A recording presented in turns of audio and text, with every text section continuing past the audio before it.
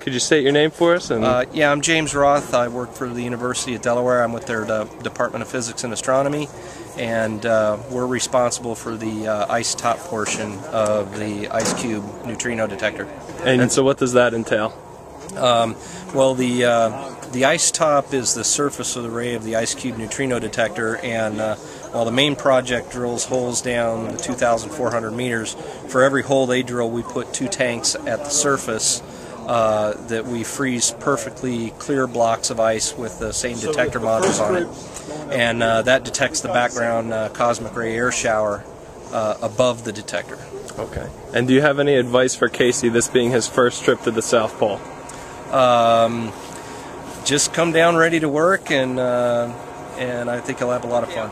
Okay, great. Thank you very much. My name is Tom Hutchings. I'm the implementation manager and responsible for the drilling and installation of the strings in the ice.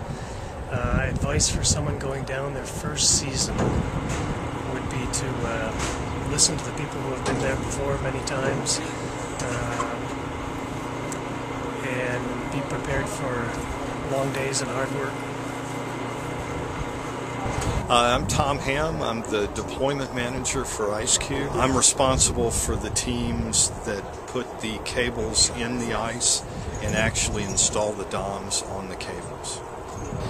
What would I recommend to somebody going for the first time? Socks. Extra socks, good warm wool socks. When you use the bunny boots, the socks get wet, and you find yourself changing socks quite a bit. And if you also wind up sleeping in the Jamesways, every once in a while there's a hole in the tent, and you want an extra pair of socks.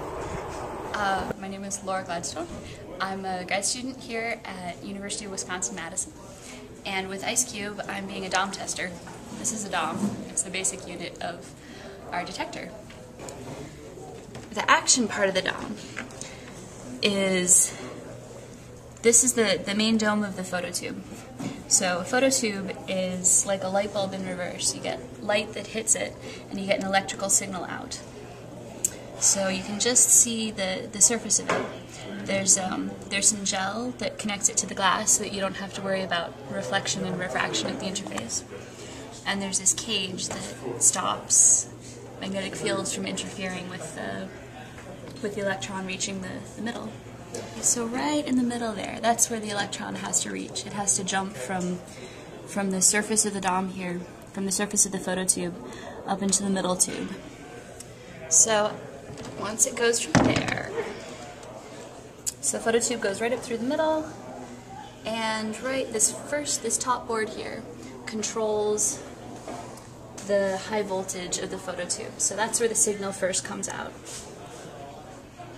And there's some wires, and that connects to the main board here, and that digitizes the signal. It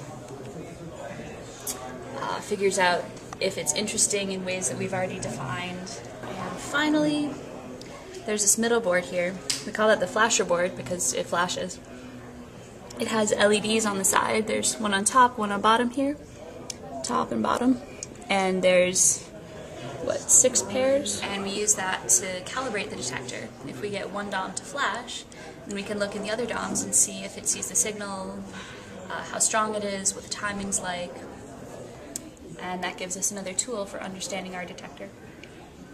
Hi, I'm Gary Hill with the IceCube project. I was the analysis coordinator of the experiment for a few years, and I'm also do deployment at the South Pole. And one piece of advice for a newcomer going to the pole: never ever slam a door because it annoys the hell out of people. The whole thing. Cookie! Oh, come on, put the whole thing. That's a waste of a cookie. Hi, I'm Graham Tilbury. This is my 3rd season with IceCube down on the ice. My job down there is to look after the electronic instrumentation and all the remote sensing that takes place inside the camp in order to make the whole system run. Basically, we're supplying hot water at 1000 psi. That's all fed down into the drill. And advice to first-timers: just take it easy, especially the first few days, and don't feel bad about asking anyone if you don't know what's going on. That's the most important thing. Just do things safely the whole time that you're there. So I think the best advice that I've heard is to take all the equipment that they've given me and don't forget to put on your long underwear. They say there's special gloves that I've heard that you can get that are sticky, like gardener's gloves or something, so you can pick up things better. So I'll be sure and do that. And bring your own chocolate. So. My name is Kyle Giroux. I'm an undergraduate at the University of Wisconsin-River Falls. I'll be going on the Odin Cruise this coming February. The Odin Cruise, the involvement with the IceCube with the Odin Cruise is a tank top tank will be placed on the boat, frozen in Sweden, and then taken around the world to use the magnetic fields of the Earth as a geomagnetic cutoff for particles. So as we cross the equator, we will only see higher energy particles, and then from there we'll see more low energy particles as well. And we'll be able to get segments of different particle energies to calibrate the tank top tanks with later on. So I'm Karen Andy, and I've been to the pole just once before last year, and I'll be going this year, November to December, and I do dom testing. And I have two pieces of advice for basically anybody going to the pole. One is to get boots that fit, because the boots weigh like 10 pounds each, and if your boots don't fit, you can't walk anywhere. And that's really a big pain. So when you try them on, you have to try them on with all your socks, because if you try them on without all your socks, you think they're going to fit, and then they don't, and that's just awful and dangerous. The second piece of advice is a lot of people, when you go down there and you don't know what you're doing, they'll say, oh, just go out there, walk out, you'll see it. No problem, there'll be people, you'll find it, no problem.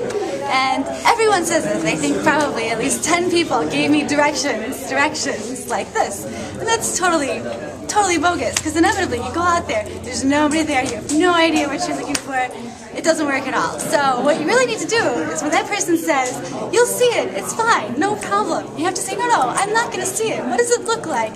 And who's going to be there? And where exactly am I going? Because you will not find it, I promise. That's my advice.